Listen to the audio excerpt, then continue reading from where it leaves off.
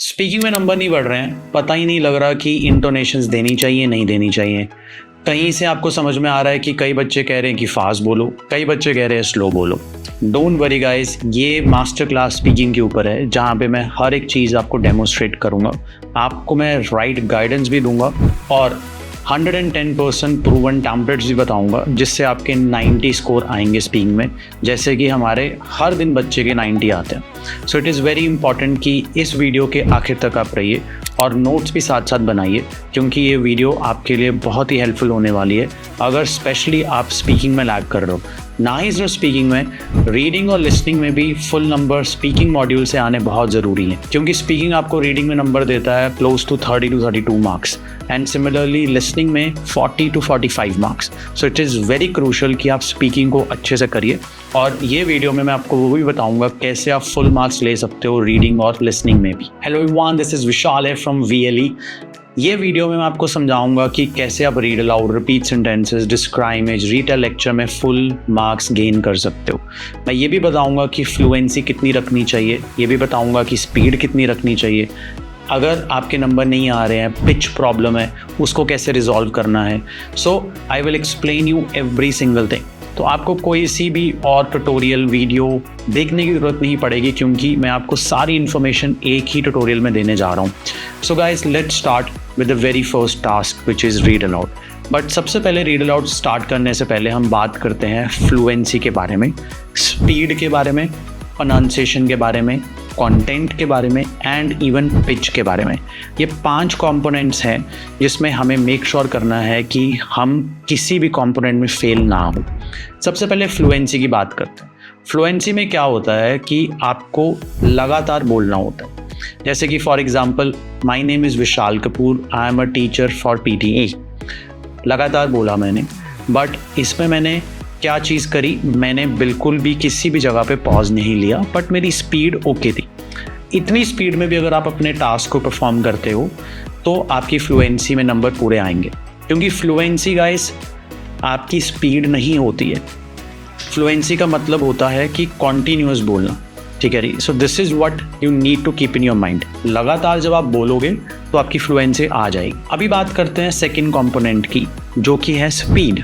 अगर आप ऐसे बोल रहे हो, my name is Vishal Kapoor, I am teacher of PTE, ये बहुत स्लो है। और अगर आप ऐसे बोल रहे हो, my name is Vishal Kapoor, I am teacher of PTE, ये बहुत फास्ट है, क्योंकि इसमें क्लैरिटी भी मेंटेन नहीं होगी।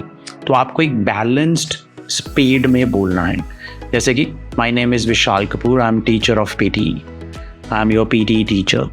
इस स्पीड में बोलना है। दिस इज़ वेरी इंपॉर्टेंट कि स्पीड आप ना ही ज़्यादा फास्ट कर सकते हो, ना ही ज़्यादा स्लो कर सकते हो। सो ये आपको अपने माइंड में रख के चलना है। नेक्स्ट कंपोनेंट पे आते हैं, जो कि है आपकी प्रोनाउंसिएशन। प्रोनाउंसिएशन में आपको मेक श्योर करना है कि वर्ड्स आप क्लियरली साफ बोलिए, राइट प्रोनाउंस करिए, क्योंकि अगर आप रॉन्ग प्रोनाउंसिएशन बोलोगे वर्ड्स की, उसके मार्क्स कंटेंट में भी नहीं जाएंगे। सो रिपीट सेंटेंस में ये गलती लोग काफ़ी करते हैं। वो कुछ भी उनके मन में आता है, कुछ भी वो मुंह में बोल के चले जाते हैं, उनको लगता है कि कंटेंट ऑटोमेटिकली पिक हो जाएगा, बट वहाँ क्या हो रहा होता है, उनके प्रोनाउंसिएशन में भी नंबर कट रहे होते हैं, कंटेंट में भी कट रहे होते हैं। सो जितना भी आपने बोलना है वो क्लियरली बोलना है, राइट प्रोनाउंसिएशन से बोलना है, सो दैट आपके प्रोनाउंसिएशन में फुल मार्क्स आए। अब बात करते हैं कंटेंट के बारे में। कंटेंट क्या होता है, जो कि आपको वर्ड्स पढ़ने हैं, वर्ड्स बोलने हैं, देख के बोलना है, डिस्क्राइब इमेज में या रीटेल लेक्चर में सुन के बोलना है। वो जो कीवर्ड्स स्पीकर बोल रहा है या स्पीकर ने स्क्रीन पे दिखाए हैं, वो आपको मेक श्योर करना है कि करेक्टली बोलने हैं। उसमें ज़्यादा नहीं बोलना, कम नहीं बोलना, सेम बोलना है और आपके कंटेंट में मार्क्स आ जाएंगे। कई बार बच्चे कंटेंट में स्ट्रगल करते हैं क्योंकि वो नाउन्स कम पकड़ते हैं। In specifically describe image and retell lecture, उसमें ज़्यादातर हम नाउन्स ज़्यादा पकड़ते हैं। रीटेल लेक्चर में जैसे कि अगर आप वर्ब ज़्यादा पकड़ रहे हो, नाउन्स नहीं पकड़ रहे हो, तो आपके कंटेंट में भी मार्क्स कम आते हैं। सो ये भी आपको माइंड में रख के चलना है कि content is not just the words जो आप रैंडमली कोई भी पकड़ लीजिए। नाउन्स पकड़ने बहुत ज़रूरी हैं कई टास्क में, जैसे कि रीटेल लेक्चर में। उसके बाद बात करते हैं अब last, which is pitch. Pitch क्या होता है, जब आपकी पिच ऊपर नीचे जाती है स्ट्रेस की वजह से, इंटोनेशंस की वजह से, तब आपके नंबर नहीं आते। कई बच्चे ऐसे बोलते हैं, my name is Vishal Kapoor, I am your teacher of PTE। तो आपने क्या करा, high pitch low pitch, high pitch low pitch. इससे क्या हुआ, बहुत ज़्यादा आपकी पिच में फ्लक्चुएशन आती है। तो आपको ये माइंड में रखना है कि पिच में फ्लक्चुएशंस नहीं आनी चाहिए, स्टेबल पिच रहे, स्टेबल टोन रहे। जैसे कि my name is Vishal Kapoor, I am teacher of your PT. किसी भी वर्ड पे जोर नहीं डालना, किसी भी वर्ड पे ज़्यादा स्ट्रेस नहीं डालना। ये बहुत ही कॉमन मिस्टेक है जो बच्चे करते हैं। सो दिस इज़ वेरी इंपॉर्टेंट। आपको भी अपने माइंड में ये रखना है कि आपकी फ्लैट टोन होनी चाहिए। You can not very your pitch a lot. इसीलिए हम बच्चों को रिकमेंड करते हैं कि ज़्यादा इंटोनेशंस मत दीजिए, नॉर्मल रखिए, नेचुरल रखिए, ठीक है जी। बट ऐसे मत बोलिए कि जैसे आप एक ह्यूमन से बात कर रहे हो स्ट्रेस डाल डाल के। You are not talking to a human, आप एल्गोरिदम में अपने इनपुट्स दे रहे हो। So it is very important you understand the marking criteria, क्योंकि यहाँ पे बच्चे कंफ्यूज हो जाते हैं कि यार हम ह्यूमन को अगर बोल रहे हैं इंटोनेशन से वो तो बढ़िया जा रहा है, बट अगर हम सेम चीज़ एल्गोरिदम के साथ कर रहे हैं वो क्यों नहीं नंबर दे रहा। नंबर नहीं आएंगे अगर बहुत सारी फ्लक्चुएशंस हैं। सो इट्स वेरी इंपॉर्टेंट कि फ्लक्चुएशंस को लिमिट करिए। अभी मैंने आपको हर एक कंपोनेंट एक्सप्लेन किया है, ये बहुत ज़रूरी है कि आप हर एक कंपोनेंट को माइंड में रखिए, क्योंकि अगर आप इनमें किसी भी कंपोनेंट में मिस्टेक्स करोगे तो आपके स्पीकिंग के मार्क्स इम्पैक्ट होंगे ही होंगे, ना ही सिर्फ स्पीकिंग के बट रीडिंग के भी, लिसनिंग के।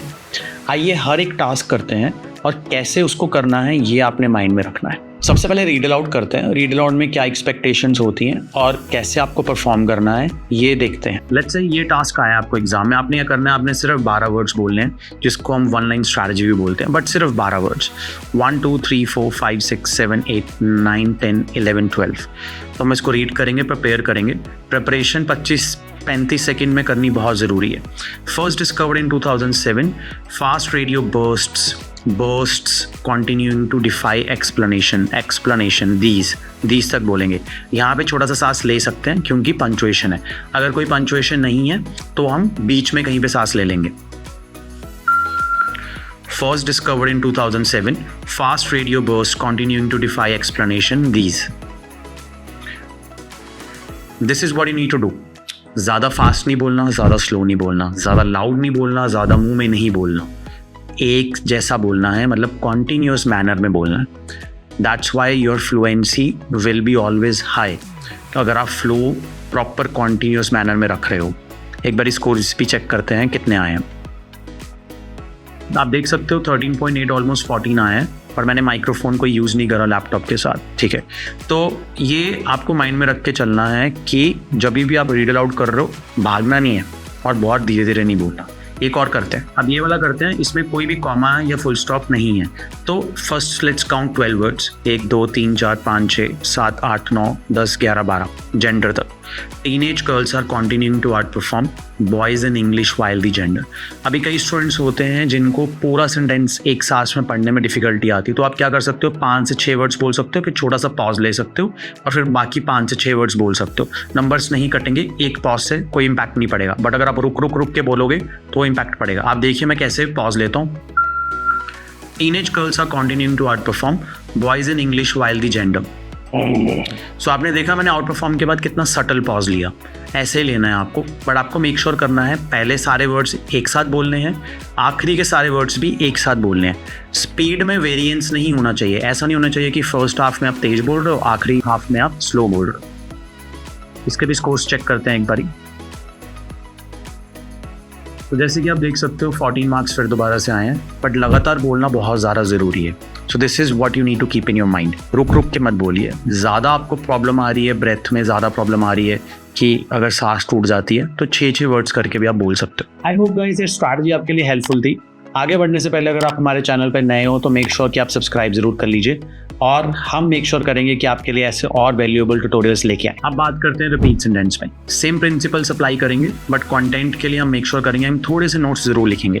I normally right the notes of the last part, मतलब कि आखिर के कुछ वर्ड्स मैं हमेशा लिखता हूँ ताकि मेरे माइंड से स्किप ना हो। स्टार्टिंग के आई नॉर्मली रिमेंबर, तो बट हम लिखेंगे थोड़े एब्रीवेशंस, इनिशियल्स नहीं लिखेंगे। तो आपको दिखाता हूँ कैसे आप ये स्ट्रैटेजी फॉलो कर सकते हो। स्टार्ट करते हैं।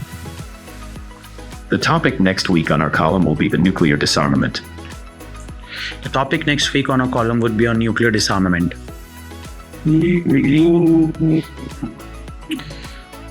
Normally मैं क्या करता हूँ, पहले 3-4 वर्ड्स जाने देता हूँ, फिर मैं थोड़े से लिखने स्टार्ट करता हूँ। अगर वो शॉर्ट होता है तो ऑब्वियसली मेरे को 2-3 वर्ड्स ही लिखने पड़ेंगे, ठीक है जी। बट अगर वो लॉन्ग होता है तो आई कीप राइटिंग इट। तो इससे क्या होता है कि आखिरी पार्ट नॉर्मली स्किप हो जाता है बच्चे के माइंड से, ठीक है जी। तो इससे वो स्किप नहीं होगा। तो एक बार हम चेक भी करते हैं स्कोरिंग। जैसे कि आप देख सकते हो we have got 11.5 out of 13 और हमारे मोस्टली वर्ड्स कैप्चर हुए हैं, कंटेंट में फुल मार्क्स आया। गाइस ये स्ट्रैटेजी बहुत ही यूज़फुल है उन बच्चों के लिए जिनके कंटेंट में नंबर नहीं आ रहे। बट आपने क्या देखा, मैं कहीं पे रुका नहीं, स्लाइड्स अभी पॉज मैंने कोशिश करी है कि नहीं लूँ, मैं कॉन्टिन्यूस बोलता रहा हूँ। यही आपको करना है। जितने भी वर्ड्स आपने बोले हैं you have to make sure कि आप लगातार उसको एक सांस में कंप्लीट कर लीजिए, क्योंकि एक ही सेंटेंस है, इसमें रुकने का कोई भी मतलब नहीं है। पर गाइस इससे पहले हम आगे बढ़े, अगर आप किसी भी टास्क में फील कर रहे हो कि आपको आंसर्स नहीं मिल रहे हैं, इवन आप अगर किसी कहीं जगह कोचिंग भी कर रहे हो बट आपको समझ नहीं आ रहा, किसी चीज़ में किसी स्पेसिफिक टॉपिक में कोई डाउट रह जा रहा है, feel free to put it in the comment section. कैसा भी क्वेश्चन हो, I will try to reply to you. I personally reply to every single comment. So make sure करिए कि to comment your doubts now. Okay guys, अब describe image करते हैं, same principles apply करेंगे, but एक template आपको दिखाने लगा हूँ जो आपको रियली हेल्प करेगा to get perfect scores in this task. Okay guys, 25 seconds आ गए हैं। अब क्विकली हम रीड करते हैं words. Renewable energy, London's expected energy target in 2030। Heating and cooling, renewable energy 10%, trend 3%, 26%, transport power. सभी तरफ से गाइस मेक श्योर करना है कि हम कीवर्ड्स पिक करें, कुछ भी छोड़ नहीं सकते हम। Renewable energy was the main topic of the image. London's and expected was on the left side. Energy and target was on the right side. 2030 and heating was also mentioned. Cooling and 51% was also given. 10% and renewable was also highlighted. Trend and 3% was also discussed. 32 and 17 was also highlighted. Highest and lowest numbers. Maximum and minimum trends. Red, blue and black color to conclude topic. तो guys जैसे कि आपने देखा ये template बहुत ही easy है, but आपको make sure करना है कि हर तरफ से थोड़ा थोड़ा कंटेंट आपने ज़रूर उठाना है। बट क्या करा मैंने एक सेंटेंस बोला फिर सांस लिया, सेंटेंस के बीच में सांस नहीं लिया। स्टूडेंट्स क्या करते हैं, वो एक एक वर्ड बोल के सांस लेते हैं, स्ट्रेस डालते हैं। स्ट्रेस डालने की बिल्कुल भी ज़रूरत नहीं है। सेंटेंस पूरा कवर करिए, फिर पॉज लीजिए, फिर सेंटेंस कवर करिए, फिर पॉज लीजिए। और 25 सेकेंड्स को अच्छे से यूटिलाइज करना बहुत ज़रूरी है, अदरवाइज़ आप कंफ्यूज जाओगे जब आप बोलने लगोगे कि कौन से वर्ड्स मेरे को पिक करने हैं, कौन से नहीं करने हैं, तो ऑटोमेटिकली फिर पॉज आ जाएगा। सो पॉज ना आए, 25 सेकेंड्स को यूटिलाइज करना बहुत ही ज़्यादा ज़रूरी है। आइए स्कोर देखते हैं। जैसे कि आप देख सकते हो 14.2 आया है मेरा, and this is really important guys कि इस टास्क में आपने मिनिमम 14 तो स्कोर करना ही करना है, ताकि आपके एग्ज़ाम में बिल्कुल भी नंबर ना कटें इस टास्क में से। ओके गाइस, मेक श्योर करते हैं कि इसकी प्रैक्टिस डेली करें जब तक आपको ये टेम्पलेट लर्न नहीं होता। टेम्पलेट में कुछ प्लीज़ चेंजेस मत करिए, कीवर्ड्स बोलने हैं आपने जैसे मैंने बोले हैं, और आखिर में जैसे मैंने सेंटेंसेस बोले हैं वैसे ही सेंटेंसेस आपको भी बोलने हैं। आई होप डिस्क्राइब उसका टेम्पलेट आपके लिए हेल्पफुल था गाइस। आपको अगर ये वीडियो ट्यूटोरियल अच्छा लग रहा है, हेल्पफुल लग रहा है, please go and give a thumbs up, क्योंकि मेरे को मोटिवेशन मिलेगी ऐसे और वैल्यूएबल ट्यूटोरियल्स आपके लिए बनाने के लिए। आइए गाइस अब करते हैं रिटेल लेक्चर। गाइस अगर आपको शॉर्ट क्विक टिप्स चाहिए, आप इंस्टाग्राम चैनल जाके हमारा चेक कर सकते हो। वहाँ पे मैं डेली कोई ना कोई टिप देता ही देता हूँ, सो दैट आपको quickly with in a minute quick solution, quick tip मिले। तो अगर आपने जाके हमारा इंस्टाग्राम चैनल फॉलो नहीं करा है, please do it now. Okay guys, retail lecture में क्या होता है, हमने मेक श्योर करना होता है कि हम कीवर्ड्स अच्छे उठाएं। तो अब मैं आपको बताऊंगा कैसे कीवर्ड्स मैं उठा रहा हूँ। आपने भी ऐसे कीवर्ड्स उठाने हैं, ज़रा नाउन्स उठाने हैं, एडजेक्टिव्स वर्ब्स उठाएंगे बट इतने सारे नहीं उठाएंगे, और जो वर्ड्स बार बार रिपीट हो रहे हैं उसको बार बार नहीं लिखेंगे। और मेक श्योर करेंगे जब आपने सारे नोट्स उठा लिए हैं अपने नोटबुक में, थोड़े से आप ऊपर से पढ़िए, थोड़े से मिडल से पढ़िए, थोड़े एंड में पढ़िए। This is really important. ऐसा नहीं होना चाहिए कि आपने सिर्फ फर्स्ट हाफ से पढ़ा है। ये स्टूडेंट्स मिस्टेक कर देते हैं अननोइंगली और उनके नंबर्स नहीं आते। लिसनिंग में ये कॉन्ट्रीब्यूट करता है, so we have to make sure कि इसमें हमारे फुल मार्क्स आए। आइए नोट टेकिंग करते हैं।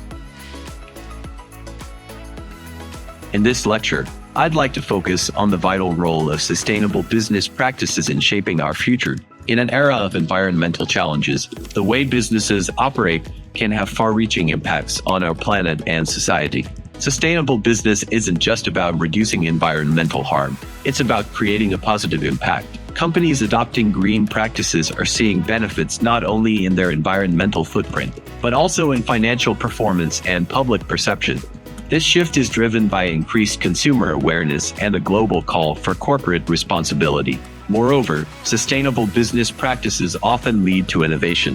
By rethinking materials, energy use, and supply chains, companies are uncovering new, more efficient ways of operating. This innovation is not just beneficial for the environment, it's a catalyst for economic growth and job creation. In conclusion, the move towards sustainable business practices represents a significant opportunity for both environmental preservation and economic prosperity. As future leaders and consumers, your choices and actions will be instrumental in driving this positive change. Topic हम बोल देंगे sustainable and future, फिर environmental challenges and businesses, green practices, public consumers, innovations, operating economic opportunity and preservation. Sustainable and future was the main topic of the lecture. Environmental challenges and businesses was mentioned. Planet and impact was also discussed. Green and practices was also highlighted. Public and consumer was also told. Corporate and responsibility was also given. Economic and job creation was also told. Opportunity and preservation was also highlighted. To conclude, the lecture was very informative.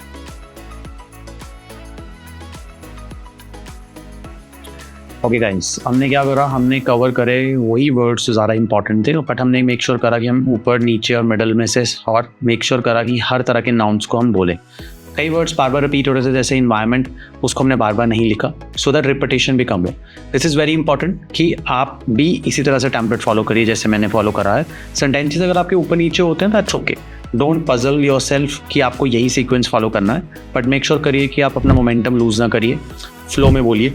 And again इसी speed में बोलना है, इससे कम speed में मत बोलिए, but एक sentence finish करिए, फिर थोड़ा सा सांस जरूर लीजिए, अदरवाइज आप आउट ऑफ ब्रेथ हो जाओगे और ऑटोमेटिकली फिर मिडिल ऑफ द सेंटेंस में भी पॉज आएगा. आइए स्कोर चेक करते हैं. ओके गाइस, मैं नोट्स रिमूव कर देता हूँ. मेरे को 15 आउट ऑफ 15 आए हैं. सो this is really important that आप भी इसी तरह से प्रैक्टिस करिए ताकि आपके स्कोर्स भी फुल आएँ, ना ही सिर्फ स्पीकिंग में बट लिसनिंग में भी. गाइस, ये मास्टर क्लास बहुत ही ज़्यादा ज़रूरी थी क्योंकि काफ़ी बच्चे स्ट्रगल करते हैं स्पीकिंग में, और स्पीकिंग बहुत ही ईजी है. जब आप इसमें ऑटोमेटिकली अपने स्कोर्स को इंक्रीज़ कर लोगे तो आप देखोगे कि आपके रीडिंग के स्कोर्स भी इंक्रीज़ हो रहे हैं, लिसनिंग के भी हो रहे हैं. इसलिए मैं हमेशा बच्चों को बोलता हूँ कि स्पीकिंग पहले फिनिश करिए, मतलब उसको फिक्स ज़रूर करिए, ताकि अगर स्पीकिंग में स्कोर आपका बढ़ता है तो ओवरऑल स्कोर भी बढ़ेगा. मेक श्योर करिए ये सारे टिप्स को थॉरली गो थ्रू करिए, कुछ भी मिस मत करिएगा इस. और हाँ, अगर आपको प्रैक्टिस करनी है, आपको नहीं पता कहाँ पे प्रैक्टिस करनी है, वन लाइन स्ट्रैटेजी नहीं पता कहाँ पे यूटिलाइज करनी है, कहाँ पे चलती है, go to Vision Language Experts portal now. वहाँ पे जाके साइन अप करिए और प्रैक्टिस स्टार्ट करिए. सभी क्वेश्चंस जो वहाँ पे अवेलेबल हैं they are all exam questions. Now guys, I hope this video was helpful. But हाँ, अगर किसी भी टॉपिक में किसी भी जगह आपको किसी भी तरह की डिफ़िकल्टी फेस हो रही है, I am here for you guys. आप कमेंट सेक्शंस में डाल सकते हो, आप हमारे व्हाट्सएप नंबर पे मैसेज भी कर सकते हो अगर आपको किसी भी तरह की हेल्प चाहिए. Guys, this channel is for you guys, ताकि हम आपकी पीटी की जर्नी में आपकी हेल्प करें और इसको आसान बनाएं. Thank you guys, all the very best. I will see you in a next tutorial. और हाँ, अगर आपने हमारा चैनल सब्सक्राइब नहीं करा है, मेक श्योर करिए कि अभी कर लीजिए, क्योंकि ऐसी और वैल्यूएबल वीडियोज़ आने वाली. Thank you.